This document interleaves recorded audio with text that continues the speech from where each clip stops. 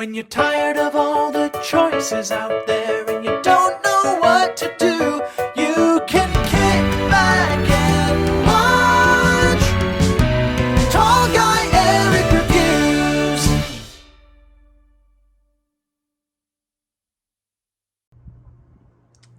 What is going on, guys? Today we're back with another review. Today it's going to be a review of the Sony 42-inch A90K OLED TV. I didn't think I was going to actually end up making this video, but I went to Best Buy the other day and they had one in stock, and this is actually the second one that I've owned, so I grabbed it and I am very glad that I did. I'm going to get into why here in just a second. So this is not going to be a very long video. I'm just going to kind of give a little insight as to what I love about this monitor, show off the OS a little, compare it to the LG C2 42-inch, and give my overall thoughts and impressions. So to begin with, obviously this is a 42-inch Sony OLED. It has two HDMI 2.1 ports. It supports VRR. It does not natively support G-Sync and FreeSync as far as I'm aware, but it does work with G-Sync and I've had no issues with it. It uses the same panel as the LG C2, just with some Sony tweaks. And I'm going to get into what makes, makes the two of them a little different here in just a minute. I've been using the C2 for about a month now and I absolutely love it. And I actually bought the A90K as my first OLED TV and returned it because I thought the C2 was overall a better value, and especially in terms of gaming performance. But after using the A90K for the past couple of days, I think that it is going to be my new monitor. I've been absolutely loving it. So a few things that I love about this TV that I think sets it above the LG C2. First and foremost is the image processing in it. Sony's image processing is nothing short of incredible. It's insane. It can take any image and just make it look so good, and it doesn't matter what it's from. It can be from a PS5 where it's native 4K. It can be my PC. It can even be the Switch. It just makes everything look as good as it possibly can. The C2 does a great job with image processing as well, but it does not hold a candle to the Sony's image processing. And this especially shows in stuff like the Switch, where the Switch looks awful in most cases on the C2, but it looks very good on the A90K. PS5 games look absolutely incredible. The HDR tone mapping, if you plug this directly into the TV from the PlayStation 5, you get auto HDR tone mapping for the PlayStation 5. It does a really good job. HDR in general on this TV is phenomenal. It's very vibrant, very bright. It's crisp. I'm absolutely loving this TV so far. So a few of the key aspects that make this and the C2 different. Obviously, same panel from LG. Sony's is running on the Android platform. LG's is running on the WebOS platform. WebOS is cool, but after you've used it for so long, it does get a little old. I've had an LG OLED since 2016. I had I think it was the 9500, and I've had an OLED since. I absolutely love OLEDs. I love LG. They're amazing. WebOS has overstayed its welcome, though. It does have like the Wii remote type function, and it is cool, but it's not practical. LG's interface feels a little clunky, where I feel like Sony's gets straight to the point and it's extremely fast. And I'll go ahead and show you now. So we're gonna go through a few elements of Sony's UI. So we're gonna press the settings button, and these are the quick settings. You can change these. It's really nice. It's super fast. Like you can see, it's up and down immediately. I can set my brightness. I can set it to where the picture's off. The TV's still on, but the picture's off. And I do that like if I'm playing a game, I'm waiting on something, I'm gonna go do something else, but I want to turn my computer off, I'll just do the picture off, because then I'm not turning everything off. I use 35 brightness, and it is plenty bright. This TV is definitely a very bright panel. You've got your other picture settings. Something I will go ahead and note that I think initially swayed me towards the C2, but is now swaying me towards the A90K, and it's very strange, is initially I thought the C2 was brighter than the A90K, but after using the A90K more, and I don't know if this is because this is a newer panel or what, the A90K is definitely brighter. In HDR and SDR, And one setting that this does have that I think helps a lot is when you go into the picture settings, you go to brightness, there's actually a peak luminance level. And when I adjust that, and we can take a look here, you can see that the backlight changes. You can go all the way from off to high. So I set it to high, I set the brightness to 35, and then I set it to high and 50 for HDR. LG doesn't have that option, it's just 0 to 100, but even at 100, I don't think it gets nearly as bright as this, especially in HDR. The advanced contrast enhancer also helps a lot with brightness, and it makes things just look so good. Overall, I think the image processing settings on the Sony is miles ahead better than the LG. Just touching base on a few things that I actually prefer about the LG over the Sony. The LG has a lot better in terms of gaming functionality. You have like a quick settings for gaming. You have a better input response time. It's 5 milliseconds versus 8. Personally, I don't notice it that much, but it is faster. You have G-Sync fully supported. You have FreeSync Premium fully supported. You have VRR. You have 4 HDMI, 2.1 ports. So these are all aspects that make the LG not just better than the Sony, but definitely better for gaming from the Sony. Another big thing is the LG is a cleaner looking TV and it's much lighter. So the LG is 10 pounds lighter than the Sony without the stand. It's 19 pounds versus 29 pounds. And the LG I was able to use with a VESA mount adapter that lets you put it on a TV. With my current VESA mount, with no issue. My mount holds up to 22 pounds and it held it perfectly fine. I cannot use my VESA mount with this TV. I did have to order a new VESA mount, so that is unfortunate. So, something to take into account. And then another thing is, and this is again aesthetics, so you can see I'm not gonna adjust anything because I want it to be right and focus where it's at. You can see like around the borders of the TV, there's barely any bezel. Now at the bottom here though, you can see that like right here, that is all bezel. So from the top of this black bar to right here, that is all bezel. It is kind of thick. It is unfortunate. The LG is definitely a lot cleaner looking in that aspect because the LG doesn't have any chin whatsoever. And I believe that the reason the Sony has a chin is A, Sony wanted to put their branding on it. It's in the left corner. You can't see it in this video, but it is there. And B, the ambient light sensor and then the remote IR sensor are built into that. I think LG did a better job where it just has that little notch on the bottom for the sensor. But, I generally play with no lights on or with just my stream lights on. And in that situation, I can't see that bezel, so it's not a huge deal.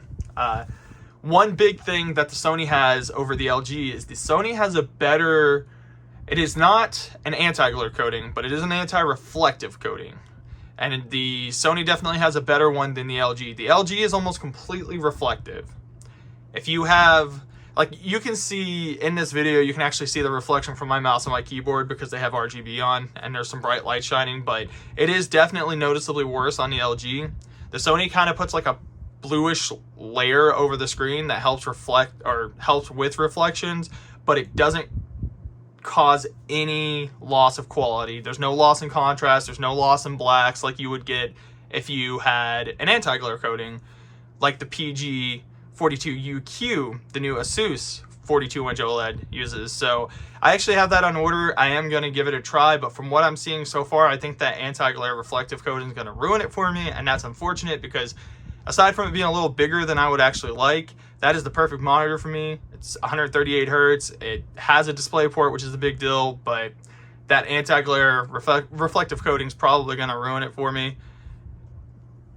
With that said, though, I just want to touch base on a few more things and just kind of give you guys my thoughts on to why I am actually going to go back and switch to the A90K as my monitor and return to C2. Everything that I've played just looks more crisp and vibrant on the Sony. The Sony, I literally took it out of the box. I adjusted 3 settings and I think it's perfect. With the C2, I've had it for a month and I'm still adjusting settings, trying to get it how I want it. But the Sony is just so good looking. I mean, I literally set it to game mode for everything. I tweaked a few settings and it's ready to go and I think it looks amazing. Games like Apex, I can pull this up real quick. So on the C2, no matter what I did, it seemed like everything ended up being more oversaturated and just more than I want it to be. Let me see if I can get that to kind of focus there. But like you can see in this picture, Vantage, like everything looks natural. It's very clean. The edges are very good looking. The colors are vibrant, but they're not over vibrant. Like the Sony just does a great job with all images. And this is from anything I throw at it. My PlayStation, my Switch, my Xbox, my PC, everything just looks better than it did on the C2. And that is across the board. Everything has looked better. Like with it being OLED, everything feels super smooth. It's just instant response. I play Apex, I play Call of Duty, I play single player games. Everything just feels amazing. I love this TV. Not a lot of people have used the A90K because most of the people that wanted a 42-inch OLED went with the C2, and why not? I mean, it was out first, and it's an amazing TV. But if you don't have an OLED right now and you're considering, I think that the Sony is the way to go. If you don't need 4 HDMI 2.1 ports, I don't. I just need 2, and that's exactly how many this has. Anything else I can plug into the 2.0 ports. I'm not using eARC because one of those 2.1 ports are taken up by eARC, but I don't use this as a TV. I use it as a monitor. So soundbar is never going to get plugged into this. I have a 65-inch OLED in my living room that I use for home theater related stuff. I think that this is the way to go. And another thing is, and this is kind of like across the board, people would probably agree with this, Sonys are also better overall for movies. They just have a better experience with watching movies, watching anything cinema related. I don't really do that, but if you do, the Sony's definitely the way to go. And then again, I game on mine 8-9 hours a day, and I've just absolutely loved it. Like I took my C2 down 2 days ago when I got this TV, and I'm about to put it back in its box. I've already made the call. That's how much I love this TV. The last thing I want to touch on, and I'm going to end this video, trying to make all my videos a little shorter and just get to the nitty gritty. The remotes. It's not a huge deal, but for me, it is a big deal. Again, this kind of ties into LG still relying on that WebOS, and it works well, and it's super cool for sure, but I think that Sony's Android TV has gotten really good. It's super fast. It's fluid. But the remotes. So this is the typical, let's see if I can get it to focus. Move that focus. Okay, perfect. So this is the typical LG remote. They've looked the same since the remote that I had in 2016. They've changed a little, but I mean, pretty much same thing overall. Like when you point at the TV, you do this, it kind of brings up the little Wii remote functionality, and you've got all these buttons. Sony has went very simple with their new remotes. Now, this particular remote comes with the A95K and the A90K. The A80K comes with a very similar remote, but it is not backlit. And you can actually see right there, let me get this guy to focus, that it is backlit. I picked it up, the backlights automatically activate. You can see the lights turned off. If I shake it, lights are back. I love that. I love, because again, I play in the dark all the time.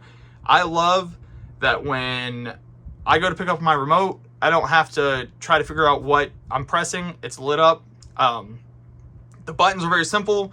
You can see it has everything that it needs to have. It doesn't have a bunch of bloat on it. And the TV does have a function where if you lose your remote, you can say, hey, Google, find my remote, and it'll play a sound through the remote. That's super cool. I personally probably won't lose my remote. It stays on my desk. But if you're using this in like your bedroom, in your living room, I lose my remote all the time in there. You can find it. That's awesome. It's a free feature that is very cool because these TVs cost the same. So you're not paying more for that functionality. The very last thing I'm going to touch on, I'm going to end this video. Another thing that I give credit to the C2 for, and this isn't actually LG, this is just the fact that you can do it. You're not supposed to, but if you want to, you have the option. It was $10 from Amazon, and I'm hoping eventually there's a way that I'm going to be able to program this to work with Sony because it's a universal remote. This is a service remote. So this guy looks like a remote for an old school DVD player, and you can use that to go into the C2 settings, and you can turn off essentially all of the backlight limiting functionality. That's a huge thing. The Sony seems to be less aggressive with its ABL than the C2 for sure, but it is still there, whereas with the C2 I've turned it all off. So my backlight stays, like my brightness stays the same no matter what I'm doing. That's a big one. I'm hoping eventually I find a way to do that with the Sony, but Otherwise, both TVs are very similar. It's just for me, with them costing the same, me being in that return period for the C2, I have to give the edge to the Sony. I'm loving it. I will be posting a video of that Asus monitor when it comes in and telling you if I prefer it over the Sony, but as it stands, this will be my TV/monitor for the very foreseeable future, probably going into next year until I can get a normal size OLED monitor.